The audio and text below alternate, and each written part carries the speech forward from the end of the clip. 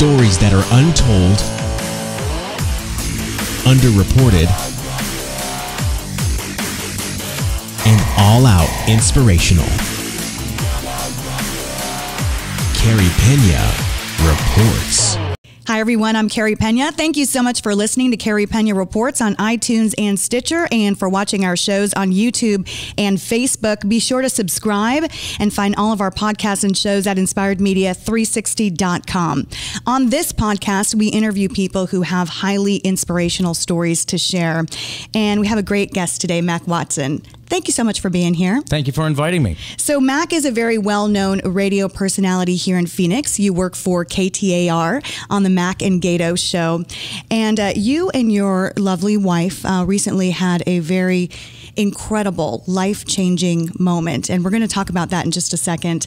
But first, tell me a little bit about what it's like to be on talk radio these days. That's not an easy gig. No, it can be frustrating. It can be delightful. It can be pull your hair out. It can also be very informative. So, I mean, the talk radio landscape today with this president, what we're going through now, is very exciting. It can be absolutely confusing in some cases, depending upon what's in the news.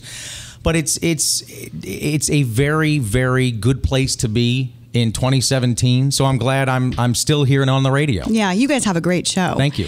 It's always nice when you can facilitate conversations and try to find some common ground. Yeah, I mean, I think we can disagree, but we can still have conversations that are respectful. Yeah, and that's been the challenge for us as a news talk station, as well as the show of, well, we know that there are people that are very extreme that listen, but there are people who are, like you said, they want a conversation. We may agree to disagree, but at least it's a conversation. Yeah. So every day we've got to put that through the filter and really figure out what people want to hear about in Phoenix, Arizona. Yeah. So you have a high-profile, high-pressure career. Yeah. Your wife is also a career person and very successful.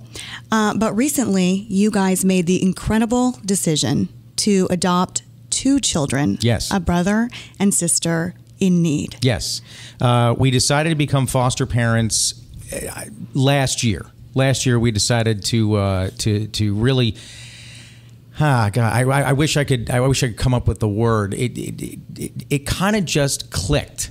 And we decided, my wife and I had been trying to have kids, and, I'm not very good at much, and so that kind of fell off the wayside. That was a joke, by the way. I wasn't sure if I was supposed to laugh, right, exactly. and Shannon laughed. I didn't know if it was a guy thing or No. I never wanted kids before. I never thought about having kids until I met my wife, and then we tried to have kids ourselves. And after a couple of painful miscarriages, we were. The show actually, let me back up for a minute. The show actually, for the past 4 years, has worked with Child Crisis Arizona, right here in Phoenix and Mesa. And we do something called Mac and Gato's Caring for Kids. Yeah. And a number of years ago, we decided to help a shelter. They were called Crisis Nursery back then. We decided to help a shelter just get supplies and get awareness, because a lot of people did not know that there are shelters and places and facilities around the valley and across the country that teach how to be better parents. They have foster kids. They have kids in need. They go out into the community and say, these kids that are in trouble, we can help them. And they also help DCS, which is the local Child Protective Services or Department of Child Services or Child Safety, wherever you are. We've been working with them for so long, and I just started changing my ways of thinking of these kids need help. And there wasn't really one story, but somebody once said at Child Crisis Arizona, when you think you can't, you can. And my wife and I just kind of looked at each other and said, wow, she's right. When you think you can't, because let's face it, I don't have a child psychology degree. I didn't go to school to be a dad. I didn't do anything to better myself around children. I didn't teach nursery school or anything like that. But it's this sense of what you think is a liability may be an asset. And I'll get real here. If you were abused, that actually can help. You can recognize things in children that maybe other people can't. if you came from a bad background or a non-nurturing background, that may be a liability in the real world, but that may be an asset because you then know the pain that these kids are going through, or you can identify. And that was I guess that was the one key, is when you think you can. If you think you can't handle this, you actually can. Do you remember the day when you were having the discussion with your wife and both of you agreed that you wanted to become foster parents? The argument, or the because I was so reticent, no, because then you come up with, I'm too busy. What happens if you have to go to town? We have dogs, we have a pool without a safety fence. I mean, you start coming up with excuses. And I remember my wife just saying, you read the news every day. And for people outside of the Valley, Department of Child Safety here in Arizona has 18,000 kids in foster care. They were warehousing children in office buildings. It was, and they are working to correct that. Don't get me wrong. They've made great strides. But my wife said, you're aware of what's going on. Why not? So when did you have to make the decision about becoming their forever parents? Oh, boy, that was... you'll have to forgive me because I have dad brain now, so everything's kind of a blur. The kids came into our care April 7th of this year. It's very rare that kids arrive in foster care or when they're displaced, and displacement or disruption means that they are taken from someplace and put somewhere else, whether it be their home or another foster family or wherever. So there was a disruption with these kids, but they arrived on our door with rights already severed. So the parental rights were already severed, so they were placed with family, which is called kinship care. And these kids were taken out of kinship care and then placed in a center, and we got a call on a Friday afternoon. And basically, can you be here in 2 hours? So we knew going in that their case was very different from what you usually expect, because usually foster to adopt, which we were, you foster a number of kids, you have your hearts broken because you really get in touch with these kids, you really get into, taking care of these kids, but mom and dad, they follow the program and they're reunited, which is the goal. Reunification is the goal. So we thought we'd do a couple years, 5 years, how many? And then at some point there would be foster to adopt situation. No, right off the bat, these kids arrived, rights severed. The person, I remember the person who was sitting with us before we actually met, sister and baby brother, basically ran down a number of things, and we just kind of looked at each other and we're like, this is eerie. This is just too odd. And I wish I could go into more detail, but from the beginning, it didn't happen the way it was supposed to happen, but it was as though there was some preordained or divine providence at work that these kids were going to be our kids. And that's what I want to talk about. It's really incredible how your situation unfolded so quickly. Yes, and for our which audience, is very rare. Very rare. You are, for obvious reasons, protecting their identities in the pictures we're showing today. Right. You don't share out their identities. The sister, you refer to them sister and brother on all your social media. Sister's 8. She's 8, yeah. Brother's little baby. He's 16 months. 16 months. When you got that call, and you say those moments were eerie, that they were meant to be your kids, how did you feel? I, of course, the big skeptic that I am, I kept poo-pooing it. My wife was like, this is just too weird. These circumstances are just too odd. But then after on reflection, in 3 months we had to decide. My wife went to a hearing, the judge made a decision, and basically we had to find a lawyer the next day. And we had to start the process for adoption. That it usually takes years. I mean, we've heard of stories of kids being in foster care for 600-700 days before they're finally placed with a forever family. We had to make the decision in 3 months. But from the beginning, it always felt like they were ours, which I know is weird. And as a foster parent, you're not supposed to say that. But this was very different. How has your life changed? I can't go to lunch with Shannon anymore. I can't do anything really without, do I need to take the baby? Do we need to take a bottle? Do we need to take a diaper? Do we need to, I mean, there is it's so different because it is nonstop.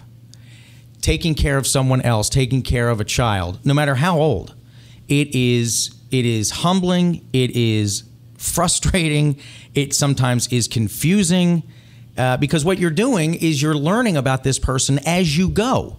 They're not genetically yours. I want to read from one of your Facebook posts on September 6th. You say, today was a good day as Cricket and I, that's how you refer to your wife on social media, Cricket and I officially became the parents of sister and baby brother. It's the end of one journey and the beginning of another, fraught with emotional highs and lows. You go on to say, sister still doesn't understand why we are her new parents, still can't fully grasp why she cannot see her bio family. And that is the most soul-crushing part of the end of this journey to me. Because she's still mourning the loss of her family. That right there, and I've reported, we talked before the show, I've reported on adoption issues and kids in foster care in Arizona for many years, extensively. That almost made me cry when I read that. When you use the words soul-crushing. And it is, because she does not understand. And we can't tell her everything, but she doesn't know why she can't see her family. And you will say things like, some people make decisions that aren't safe for you and your brother. When you look at sister, who's 8, or more in particular, baby brother as he lays there sleeping, innocent really to knowing what's all happened, what do you hope for them? Wow, that changes from day to day. You can't say that these children, they're going to be fine the rest of their lives because they're with us. No, there are things, and we were just talking before we started this, there are things that happened to me as a child, and I wasn't necessarily abused, but have stayed with me and stuck with me that I've learned to undo in foster care training. Do I want her to go to college? Yes. Do I want her to be successful? Yes. Am I going to put a lacrosse stick in his hand and he's going to be a 3-star athlete? No. I don't know. We are more open, I think, than a lot of other parents. We don't place a lot of expectations except do your best, be the best person you can be, don't be mean. It's not as though we are training her to be a concert pianist or that she's got to go into STEM, or we don't know who she is. We don't know what genetic components are going to lead her down the road to be whomever. We don't know. So I'm not saying there's lower expectations, but we are certainly not driving her life. And the one thing that we are not going to do is we're not going to overschedule or overwhelm her, because she's still adjusting. That's the thing. A lot of people don't understand. Yay, adoption day. You're so happy. No, she's not happy. She still doesn't understand why she's with us. And still, she's not defiant, but she is still adamant that she came from good people. And in some ways, they probably are very good people, but the decisions they made were not good for kids. What do you think your story can teach other people? As you made the point of saying earlier, many kids are in need. Don't be a dumbass. Oh, jeez, don't. I mean, I've pushed away and rejected, and it's my wife who really, got me to realize how much more of a person I could be. I think that's the biggest thing, that I'm a full person now. Where before I was just a guy on the radio. I was a character. Ask Shannon. I mean, us radio guys, we've got this facade, and I was all about this facade, and my wife was just, that's horse crap. You can be so much more. And I kept fighting her, and I just realized through her and her family to be a whole person. And now that I've got a family, I feel more like a whole person. Whereas before, there was always something missing. There was always something that I couldn't grasp. Like, I'm just not satisfied. I'm not happy. I've got the job. I've got the station. I've got the career. I've got a beautiful supermodel wife. She's 6 feet tall. Yeah, go figure. And I'm still not happy. And through her and this decision, this big decision, and this journey, I feel like I won the lottery. And I cry at everything. I can't stand it. Well, it's powerful. I cry all the time. First of all, it's powerful. Second of all, you have no sleep because you have a baby at home. That too. So that's a built-in excuse.